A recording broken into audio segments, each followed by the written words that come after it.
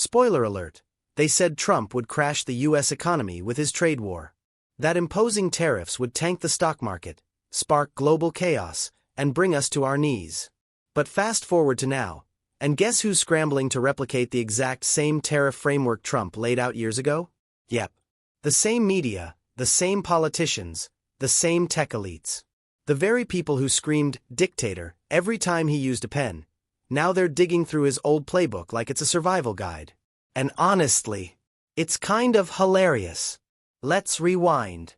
A few weeks ago, companies like Apple and Nvidia got what they thought were tariff exemptions for certain Chinese imports. The news hit and boom. Within minutes, mainstream media outlets went full celebration mode. Headlines like Trump caves and White House retreat were flying everywhere. Journalists couldn't type fast enough. Tech Twitter was doing victory laps. But what actually happened? Turns out, those exemptions were just temporary adjustments, essentially paperwork changes, meant to reclassify certain items under different tariff codes. And here's where it gets juicy. While the media was busy writing eulogies for Trump's trade strategy, the Trump administration was quietly laying the groundwork for a much more aggressive phase, one that focuses directly on semiconductors. Enter Commerce Secretary Howard Lutnick, who had to jump in and clarify that these exemptions were only temporary, and that future tariffs, especially those targeting chips and other advanced electronics, were not only still on the table, but already in motion. So, Jared, we have Trump's 145% tariff on goods from China, and it was going to take a toll on tech companies. So why do you think this exemption is happening now? Well, I think it's because the Trump administration is slowly waking up to the reality of some of their actions and their impacts. We saw that in the stock market, of course, but their pain threshold for taking trillions of dollars of wealth losses in the stock market was pretty high. Slowly waking up? Please. Trump was 5 steps ahead. While the media screamed retreat, he was reloading. He didn't blink, he squinted. To aim. When Trump says, America first, tech giants here, say goodbye to cheap overseas labor. And naturally, they panic. Because the new focus, semiconductors, isn't some cute political gesture. This is about the future of everything. Smartphones, electric vehicles, AI, defense systems. Chips are the new oil, and Trump's team knows it. So what's the play? Shift supply chains away from foreign adversaries, namely China, and bring manufacturing back to American soil. Bold move. Yep. Necessary? Absolutely. Predictably, Silicon Valley isn't happy. Building factories in the US is a lot more expensive than outsourcing to Shenzhen. Apple's boardroom probably lit up like a Christmas tree the moment that memo hit.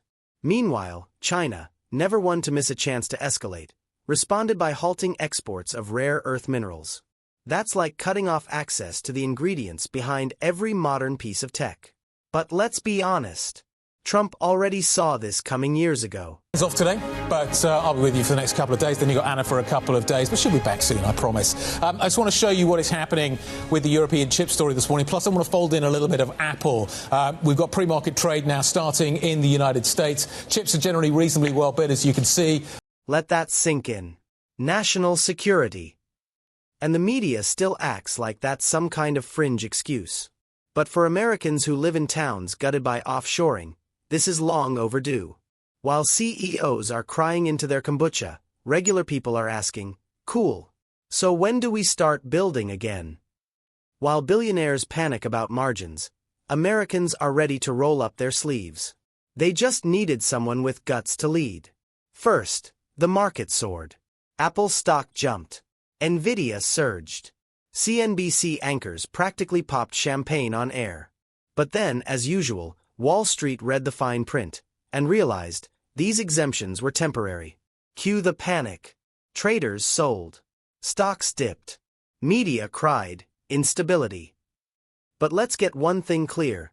The market didn't crash because of Trump's tariffs. It wobbled because the media misread Trump's move as surrender instead of strategy. This wasn't a rollback. It was a redirection. He wasn't folding. He was fortifying. Yep, the markets have once again opened with major losses this morning. There it is. Let's bring in CNBC senior markets correspondent Dom Chu. Dom, what are you watching here? All right, so Mika, Joe, Jonathan, as we're watching another 1,300-point drop as we see things in the Dow developing right now, it's kind of important to put some of the context around it.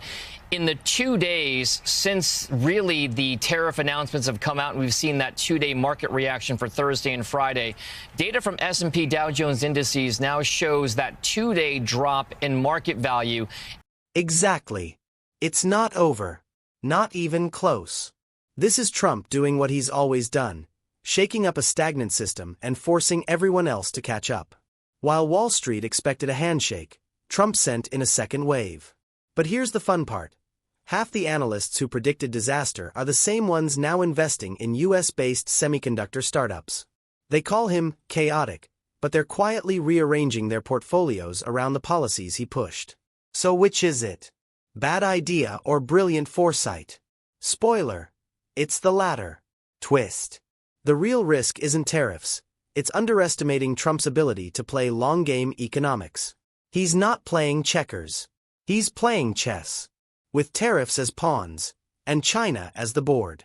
This is the part where it gets awkward. Suddenly, some Republican senators, Rand Paul, Ted Cruz, Chuck Grassley, start sweating. It's too unpredictable, they say. We need structure.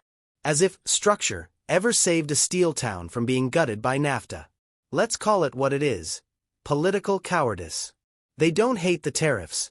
They hate that Trump's actually using them. Because it forces them to take a stance. And that's risky when you've spent decades pretending to fight for American jobs without actually doing anything. To be able to have other countries to be able to come to the table and say these are barriers we've had against the United States for sometimes decades. If we have the opportunity to be able to clear those out, this is a great moment to be able to clear those out and to be able to reset our trade agreements worldwide. I think Congress should play a meaningful role when it comes to developing revenue measures, whether it's taxes or tariffs. I think the president needs broad discretion to be able to enforce whatever Congress develops and implements. And so I actually have been working with the administration to give them more tools to implement existing tariff laws. Structure? The old structure is what got us into this mess.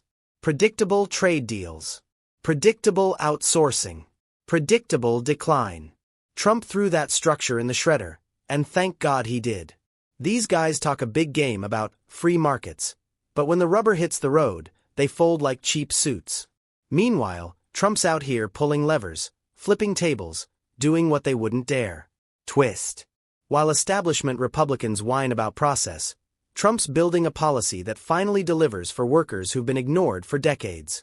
And voters are noticing. Especially in states that used to be blue but are now wondering why their factories haven't come back. Until now. You already know who showed up to cry first. Elizabeth Warren. She labeled the policy chaotic before she even read it. Probably while sipping on an organic soy latte. Then came the tech CEOs.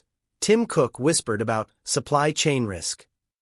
Jeff Bezos probably considered building a Mars factory. With that said, when this White House has invoked Section 232 before, including on steel and aluminum imports, auto imports, they've implemented a 25% tariff rate. Let's just say, for the sake of the example, that ends up what goes into effect. That would be considered to be at least an initial victory for big tech, because that is so much lower than what could have been the now 145% tariff in across the board when it comes to Chinese imports. But still, some really big questions here, not just on the timeline uncertainty, but also how is the White House going to look at the full scope of these electronics? Translation: we built our whole business model around cheap Chinese factories and thought no one would ever question it. Well, surprise.